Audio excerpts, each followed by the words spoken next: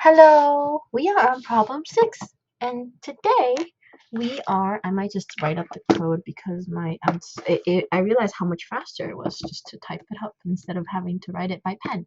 But yes, we are doing, oh, good lord, I'm already having technical problems. Problem 6, more than halfway through. And this one is called, or I call it, longest substring. Sorry, that was my toddler. Substring without repeats. So basically, give me a second. Oh, that was a message I got long ago. Okay. Given a string, find length of the longest substring with all distinct characters. For example, the input, let's write input of A, B, C, A, and the output would be 3 because these 3 is distinct.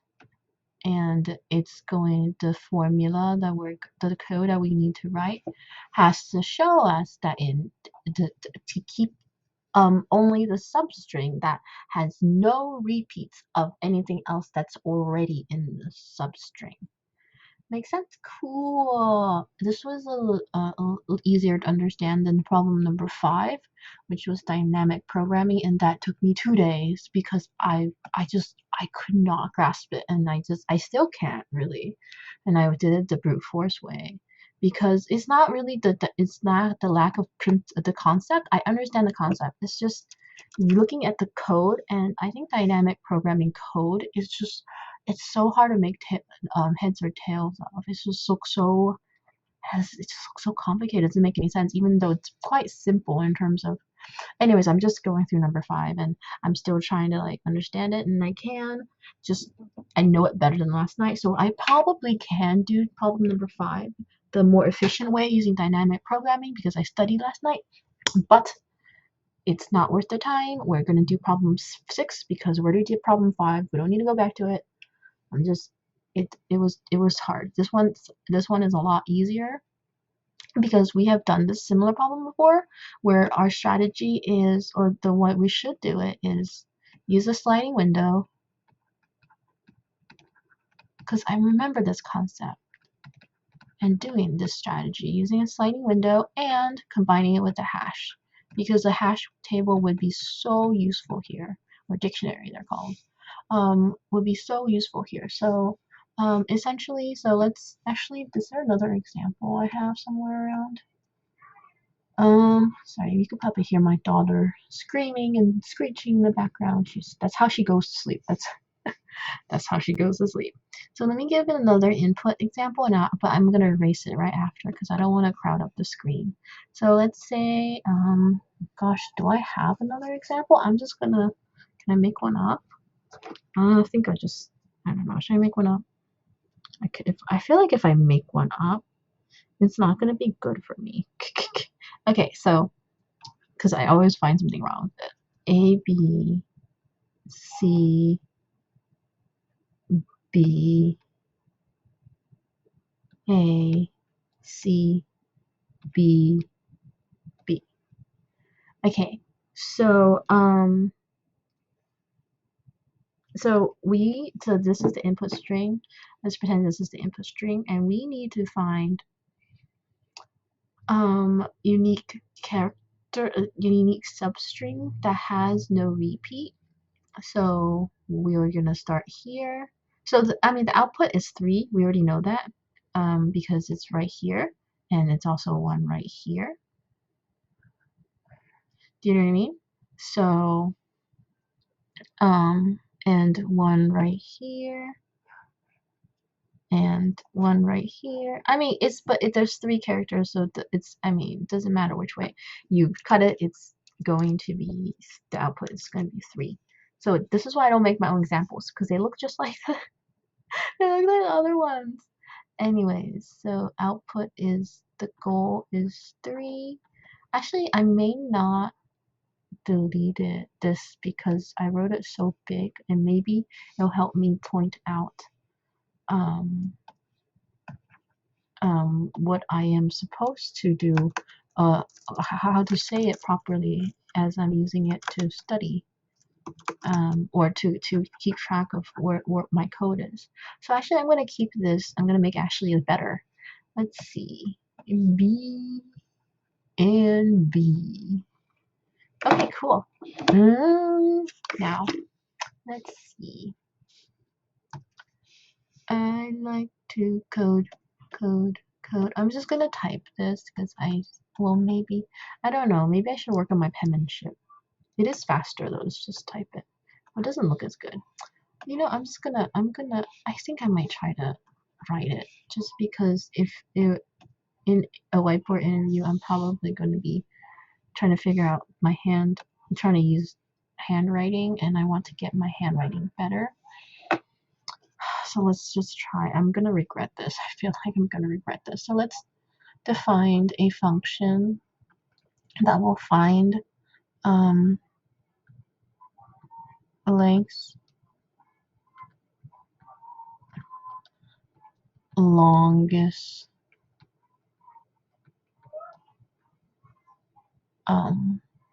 substring.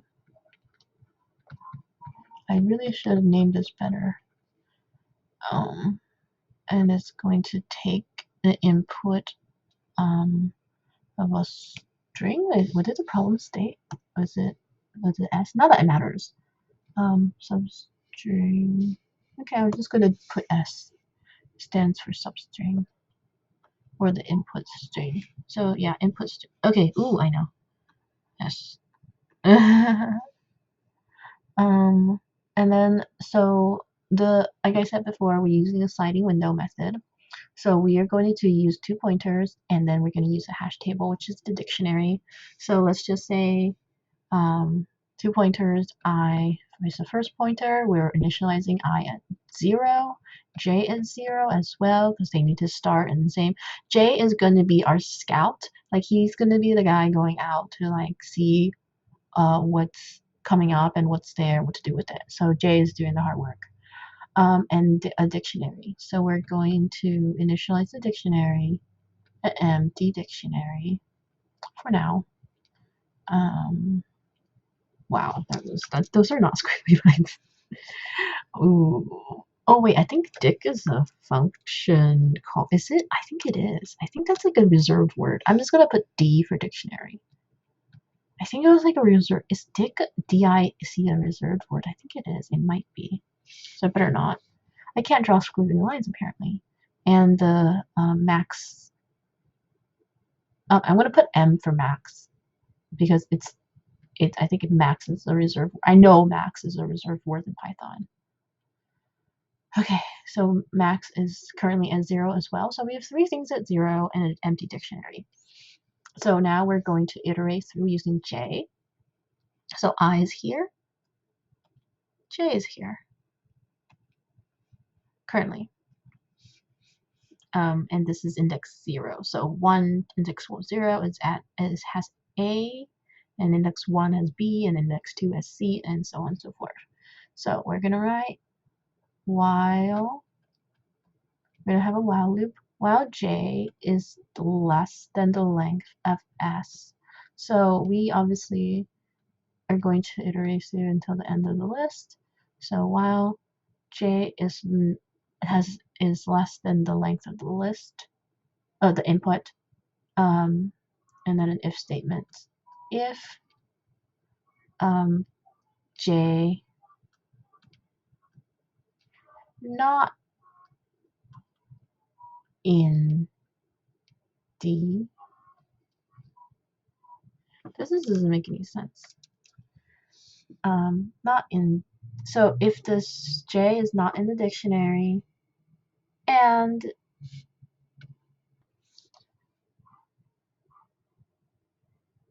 oh wait, that's not an and, duh. If Oh, give me a second. Sorry about that. My husband walked in the room. Um, yeah, we have the plumbing and mold issue taken care of.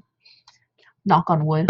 Hopefully we have it taken care of. But yes, so good things. And now we get possibly an office because that's what that room is going to. And yeah, all things are coming up good. Anyways, I forgot what I was doing because that was quite a break. Okay, so while j is less than the length of s, if j is not, so j is the, yeah, if index 0 right now, let's just say that's j. If j is not in the dictionary, or like, um, since this is not real code, I'm just gonna move it to this line because it's gonna look really weird. Or, so, no, that looks even worse. Or if J is not in the dictionary, or I think my daughter is playing music in the background with her toys, so you might hear some singing. um, or if I is larger than so that means that I should be, I mean, this is a weird way of writing, but it's just saying the dictionary J, and the J in dictionary should be smaller than the starting point so that the I won't crisscross with the J and go too far. Like just something stopping it. And then we're going to take the max. Literally, we're going to take the max using a max function. I don't know how that's faster, but of m um, uh, and we're going to subtract j and I, and we're going to plus 1 because the index started at 0. So this part is just off by one thing. But essentially we are, oh, this is an I. That would be confusing. I was like, I confused myself. I was like, that's a 1? No. Okay, so we're going to see if j is in S, and if it's not in S, or the I is larger, then and I or I is larger, then we are going to put the subtract j minus I, the index of j minus index of I, and then we're going to add 1 to it, and then we're going to take the max of either the of the previous m or this one. So obviously right now this is currently 1 and this is 0. So in the end m will become 1. Or the new m, because 1 is more than 0. So yeah, I'm going to delete this because it's going to get confusing otherwise. And my daughter's still playing with her toy and not going to sleep. So I'm going to finish this recording real quick because that's not typical behavior for her, and I'm wondering what's going on. Yeah, and then now we're going to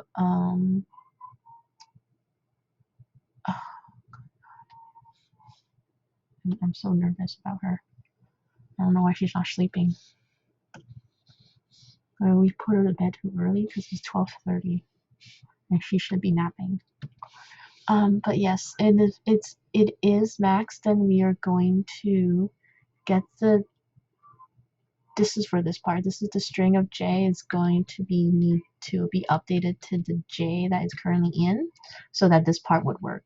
Oops. Yeah. Okay, that makes sense. Okay, so and then right where the else, so let's say, so this whole code right here is to cover if it's not in the dictionary, but if it is, then we know that's not unique, which means that we kick it out. So else I will need to go to where j is. Oops, that looks like this. That doesn't look like a d. We're gonna go to the dictionary, and then we're going to kick out j, and still plus 1 because we always have to do that. I guess the index thing starts at 0. And then we're gonna add 1 after okay, so the I've lost my train of thought. So else if basically if j is if j is not in the dictionary, or j is larger than I, then we need to get the I equal to get the j that's currently at, and wait, I lost what I was talking about. I had it. Oh right. So duh. So okay. So what this means is if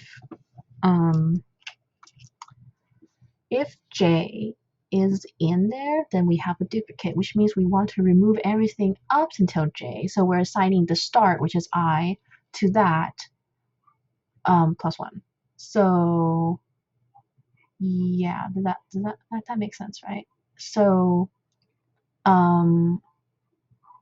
then we will have, so because we found the duplicate, so we're just going to chop it off right there, so it won't have a duplicate anymore. And then we're going to take, so we're going to take the m, so instead of saying, oh, like max of whatever, we're going to do the same thing.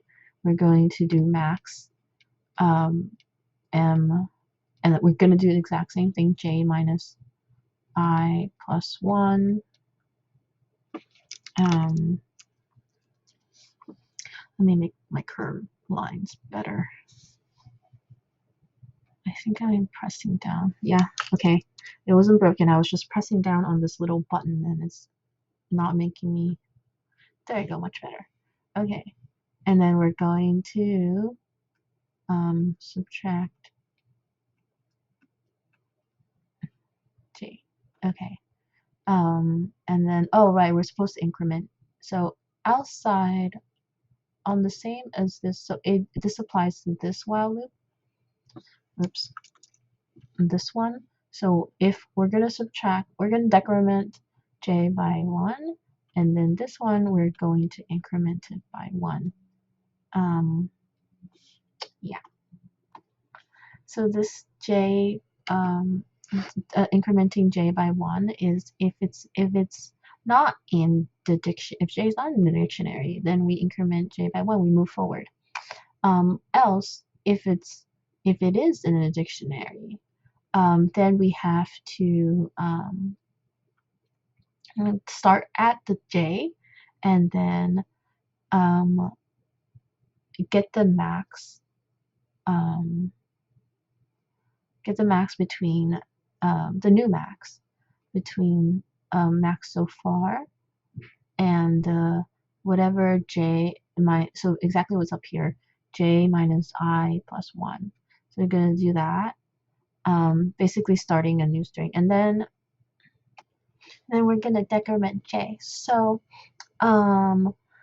basically, in summary, this is I believe this is linear. Let's see. I think this is linear time because I saw the other method, which was two nested loops. So yeah, the other method. So there's two methods using window sliding. There's one that runs in n square time, uses 2 loops, keep tracks of it, and yeah. Whereas this one uses j, and it goes by linear time, because ending index j and starting index I, and if the previous window is currently not present in the previous window, if it's not there, then we check if the current character is it or not, and then we store the last index in j, which is what this is right here. Oops. This part right here. And if it is in there, then we pull this one.